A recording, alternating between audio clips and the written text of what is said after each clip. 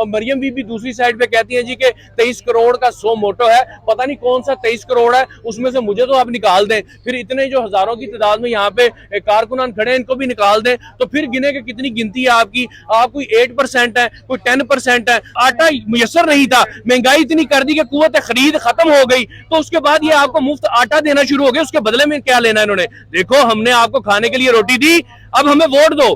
तो इस तरह नहीं चलता। अब लोगों को समझ आ गई है कि भाई हमारे पास जो चीजें हमारी पहुंच से दूर हो गई हैं, वो पहुंच से दूर करने वाले ये खुद है, और अब ये हमें दे रहे हैं, उसमें क्या। जी अस्सलाम वालेकुम। वालेकुम सलाम, कैसी हैं आप? अल्हम्दुलिल्लाह। सर अपना तारुफ करवाइए। मन्नान गिलानी मेरा नाम है, कप्तान के चाहने वालों में हमारा भी छोटा सा नाम है।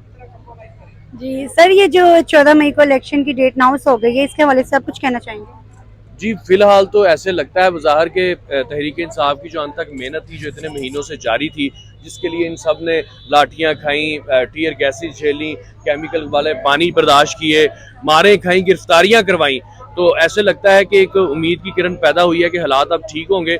नो डाउट कि कुछ भी हो जाए, कुछ भी कर लें, हल जो है वो इलेक्शन ही है, जिससे स्टेबिलिटी आएगी पूरे पाकिस्तान के अंदर, एक एतमाद की फ़ज़ा पैदा होगी। तो उम्मीद है कि जैसा कि चीफ जस्टिस साहब ने स्टैंड लिया है, आइन और कानून की जीत हुई है, तो आगे भी सारा कुछ इसी तरह ही चलता रहेगा, क्योंकि 90 डेज़ में इलेक्शन करवाना ये तो आइनी हक है और आइन के मुताबिक ही फैसला हो रहा है, और हम सारे चीफ जस्टिस के इस फैसले के साथ खड़े हुए हैं। आल दो के PDM की सारी जमातें इसको मुसलसल मुस्तरद कर रही हैं, और शहबाज शरीफ साहब ने तो इतना कह दिया जी कि हमारी ज़िंदगी में आइन और कानून के साथ ऐसा खिलवाड़ कभी हुआ नहीं। तो मेरा ख्याल है कि पहली दफा हमें महसूस हो रहा है कि आइन और कानून की जीत हो रही है। पहले खिलवाड़ होता रहा है वाकई, और करने वालों में सरफरिस्त ये खुद रहे हैं। इन्हें जब भी लगा है कि इनके हक में ठीक नहीं हो रहा है, कुछ बुरा हो रहा है इनके साथ, तो फिर ये ना आइन देखते हैं, ये ना कानून देखते हैं, ना फिर किसी और को देखते हैं। जब शहबाज शरीफ साहब ये कहते थे ना मैं नहीं मानता, मैं नहीं मानता, तो वो तब इनको सूट नहीं करता था, मगर अब जब ये कानून को नहीं मान रहे और आइन को नहीं मान रहे, तो मैं कहता हूँ कि उसमें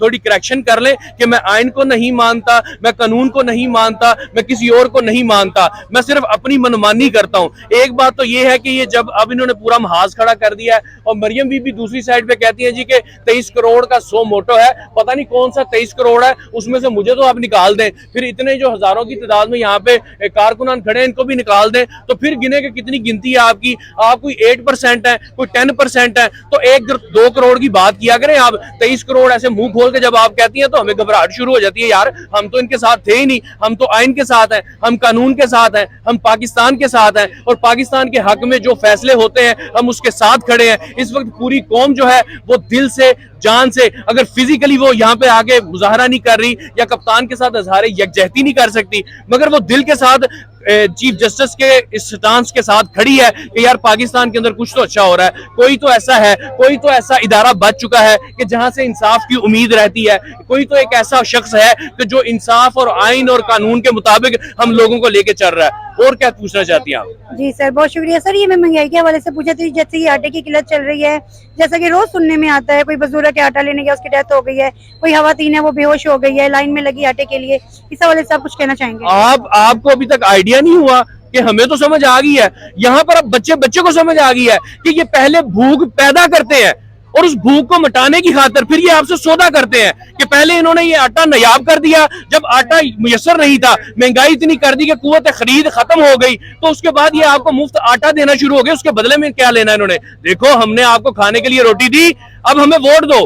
तो इस तरह नहीं चलता। अब लोगों को समझ आ गई है कि भाई हमारे पास जो चीजें हमारी पहुंच से दूर हो गई हैं, वो पहुंच से दूर करने वाले ये खुद है, और अब ये हमें दे रहे हैं। उसमें क्या है कि पेट की आग बुझाने के लिए इनके चिराग, जो जिंदगी के चिराग हैं वो गुल हो रहे हैं। तो ये सबको समझ आ गई है यार, ये हमारे जज्बातों के साथ खेल रहे हैं, ये हमारे हुकूक के पासदार नहीं है, ये उसकी रखवाली नहीं करने वाले। हमें कोई ऐसे शख्स की तलाश है कि जो हमारे हुकूक, हमारे राइट्स जो हैं वो हमें दे, कानून के मुताबिक जो हमारा हक है। तो इस वक्त पूरे पाकिस्तान में भले इनके बड़े बड़े नाम है, 30-30, 40-40 साल से ये सियासत कर रहे हैं, हर आम आदमी को अगर कोई उम्मीद की किरण नजर आती है तो वह कप्तान है जिनके अंदर नजर आ रही है। वरना यहाँ पर हर बंदा जो है वो अपनी सियासत चमका रहा है, अपने केसेस जो है उनको रफा दफा करवा रहा है, और इनके जहनों में कुछ है ही नहीं कि लोग मर रहे हैं भूख से, प्यास से, बेरोजगारी, गुर्बत, हर चीज जो है। और ये जो हमारा मुल्क है वो डिफॉल्ट होने वाला नहीं, हो चुका हुआ है, बस इतराफ करने की देर है। जिस दिन इन्होंने इतराफ कर लिया आपको घबराहटें शुरू हो जानी है। जी बहुत शुक्रिया सर, आपसे बात करके बहुत अच्छा लगा।